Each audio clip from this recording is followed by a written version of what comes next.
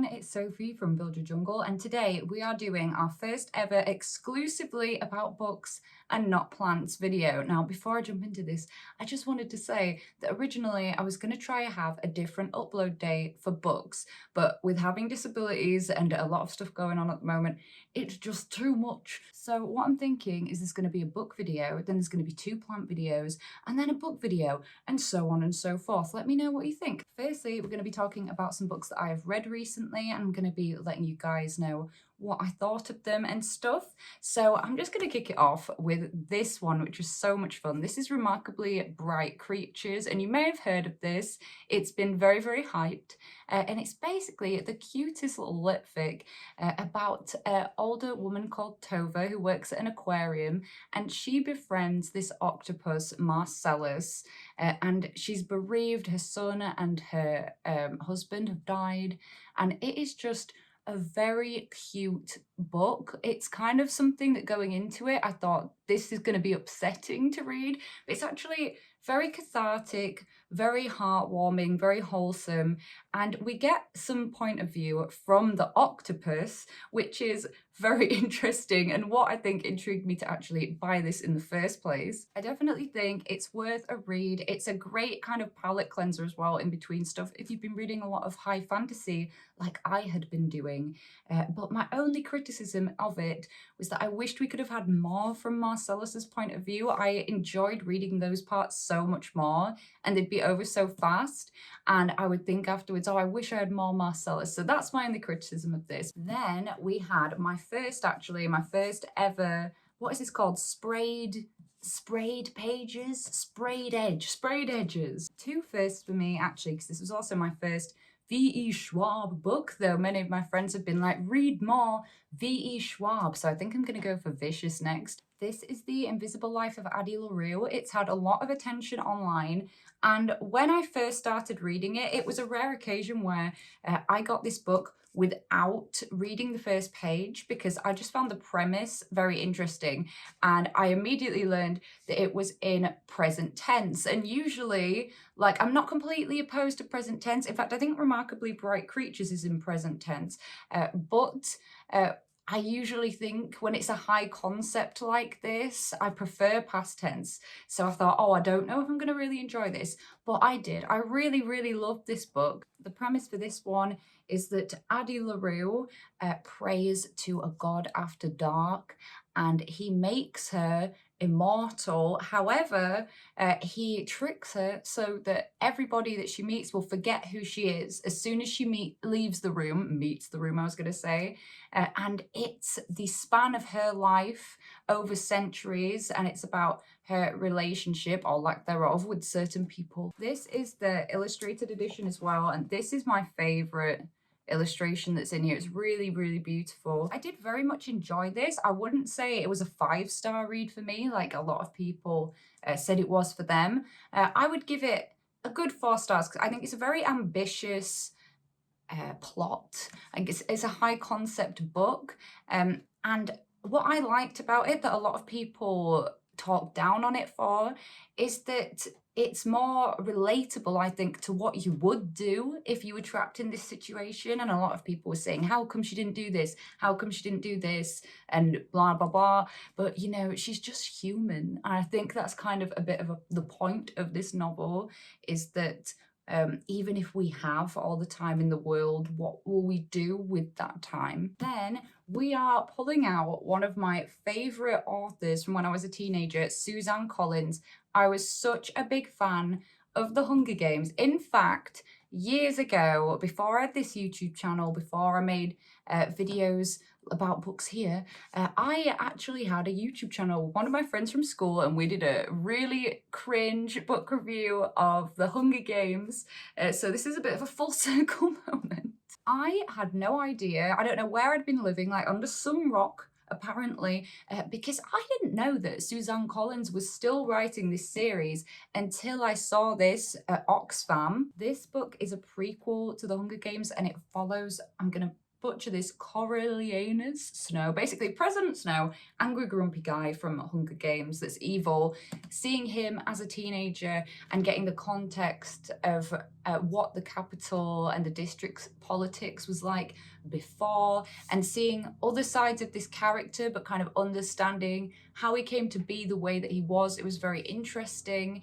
And also it was interesting to have a love story written where one side of the couple, the person whose perspective we're reading from, is so deluded about things. So it's a very, very good one, and I loved it. I love this one. I was a little bit biased. I haven't seen the film yet. I want to see the film. And Suzanne has another book coming out in March, I believe, and I'm so excited for that. So excited. This book really is a book about how women are treated poorly by men and trying to break those patterns. I'll just pop some specific trigger warnings down here at the bottom of the screen just so you guys know what you would be dealing with. So this is told from 3 points of view, and the writing in the way that it's told from 3 points of view I really like, because it's done in a way where I can't possibly read this and get mixed up whose point of view I'm reading from, because they're all in different tenses.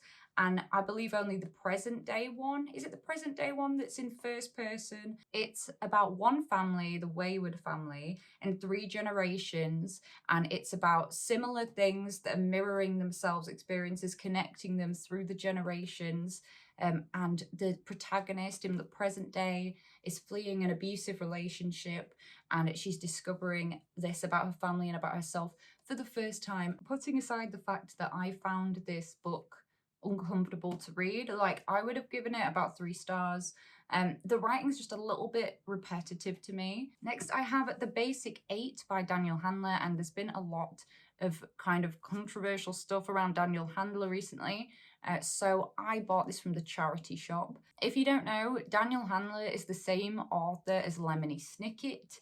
That's one of his pseudonyms from the Series of Unfortunate Events children's series and that kind of stuff. This is one of his adult books, and I personally think his best book. There is some stuff in this book now that I want to say it doesn't age well, but it's not that it does, even that it doesn't age well because this book was published in the 2000s. I just find that there are some attitudes in this book, and I did take some pictures. I don't know if I've accidentally deleted them, but I did at the time take some pictures, that there are some ways that things are said in this book that come across very racist or homophobic. And I understand that it is the character is a psychopath, like murderer, like that's the whole thing, and she's not very nice. But I just think that we have better ways that we can show characters are not nice than making them be so inherently racist and stuff.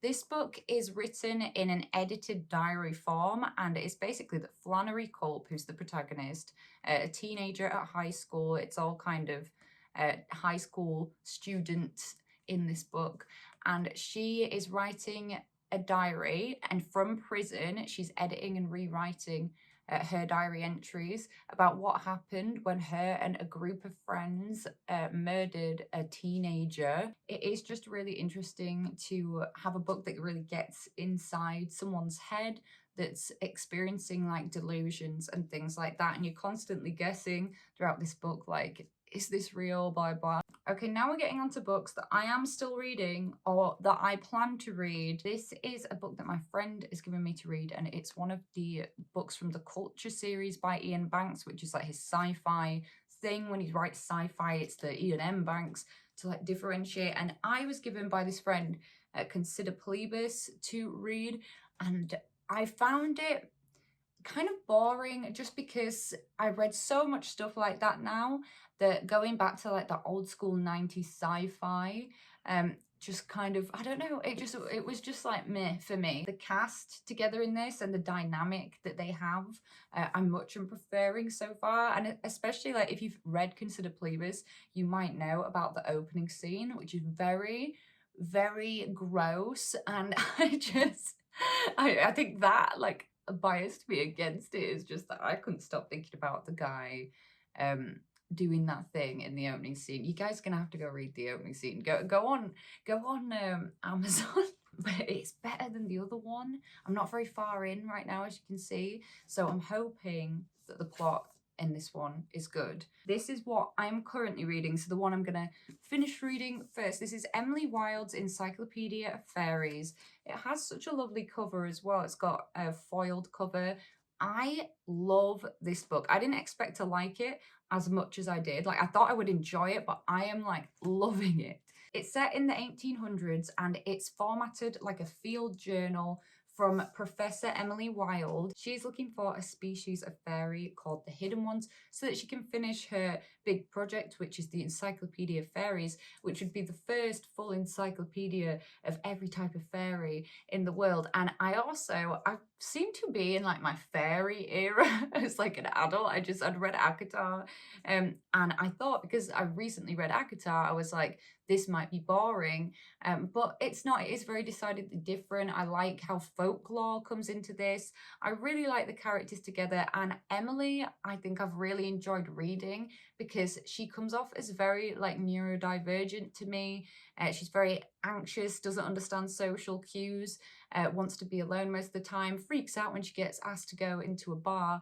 And I think I've just enjoyed having someone really relatable like that to read about as well. And I definitely liked it a lot because I'm dropping all my books everywhere. I already bought the second one. This was my birthday present books that I bought for myself. And the third one I think is coming out maybe in March. I'll put it on the screen when it's coming out. So I've not read the blurb on the second one yet because I don't want to ruin this one. I've got about this much left. It's a great series and I'm excited to see where the next one goes. These covers are just absolutely stunning as well. Love them. Okay, these next two are birthday presents that I got off my best friend. So this first one is When the Moon Hatched, and I asked for this. I remember that I asked for it, but I'd kind of like forgotten what it was about. But I read the blurb of it the other day, and it's something to do with dragon riding. It's like high fantasy, dragon riding, assassins, guilds, that kind of thing, seeking the truth to unravel everything they knew about their world and each other. I really have been on a bit of a dragon kick after Fourth Wing, so I'm interested to try something that's in that realm but done in a completely different way. And this is a beautiful hardback. Usually I am more of a paperback reader because I struggle to hold the hardbacks. I've got to very specifically be resting them on something to be able to keep holding on to it for so long. But it was just so beautiful and I wanted to display it, so I thought we would make an exception for this cover. So nice. This one was a surprise and it was cheeky because she told me I went on Amazon and saw that you'd reviewed this and bought it for you. And I was like, whoa, I've reviewed so many books, I have no idea what it's going to be. It was Bitter Thorn, which is very like TikTok infamous, not even famous, it's infamous right now. Everybody's obsessing over this, and it is a fantasy dark romance, but it's LGBTQ, specifically sapphic. And I don't know about you guys, but I've never read a fantasy book with a sapphic romance. It's always about the guys, and I really am excited to have lesbians front and center in a story. And I peeked on the first page and I started to read it. I really like the writing style. It just kind of reeled me in straight away. And I don't usually like it when people open with a metaphor. Was it a metaphor as a simile? Like they opened with a simile in the first sentence, but I think it's a banging first sentence. I was born from my mother on cause, swaddled in my unbroken amniotic sac, like an insect encased in amber and entirely apart from the world. I really want to read this, so excited about this. Also, it's like perfect for this time of year. Again, beautiful cover, but people have really stepped up the cover game in the recent decades. We're on to some ones that I have found at charity shops. Oh, except for this, I got this ages ago on a Prime Day, not even the one that's just gone, like the one ages ago. Sarah J Maas is working on another book as well at the moment, so it's not technically finished yet, and I just read the novella, and if you haven't read the novella, I think save it till Christmas, because it's Christmas for them in it, and I thought, gosh, this would have been so cute to read at Christmas. In fact, I might do a cheeky reread of it at Christmas because it was so cute. But this one, I've been putting off. It's A Court of Silver Flames, and I think I've been putting it off just because I'd read a lot of these back to back. I was a bit sick of it. I wanted to move on to some other stuff for a bit and come back to it. Also, it's a big boy. A lot of people love this and a lot of people hate it, and I didn't know which one I'm gonna be, and it's because it's in third person. I believe it's in close third person point of view, and a lot of it's with Nesta, whereas the rest of the series been written from Feyre's point of view in first person. I prefer first person when I'm reading. It's my favourite to really connect with characters, but I really like Nesta as a character and I think she's going to be interesting. I have 2 charity shop books, and one is one that's pretty funny because I got this and then I put it on my reading list for the week after, and then it got sidelined for another book. And it's so funny because when I posted this book on TikTok, people were like, oh, I have that on my bookshelf, I'll read it one day. And more than one person said that. More than one person. I think it was Jules and Plant Punk. And I've still not read it, and it's Dune. My Yorkshire accent makes me want to say June, but that's not what it says, Dune, which is an epic sci-fi thing about a planet where the surface of the planet produces something called spice, which is this really sought after kind of thing. I don't know if it's like a drug or something, I can't remember. I've seen the first film as well, but it was like over a year ago now. So I want to read this really badly. I don't know why I'm putting it off. The premise I really like, and I thought the film was great. So yes, I very much would like to get that one did. And then we have one that I found in the charity shop that I prioritized on my charity shop pile, because I did find quite a few in the charity shop the other day. But it's a John Green book, and sadly, correct me if I'm wrong, but I don't think John Green's been writing recently.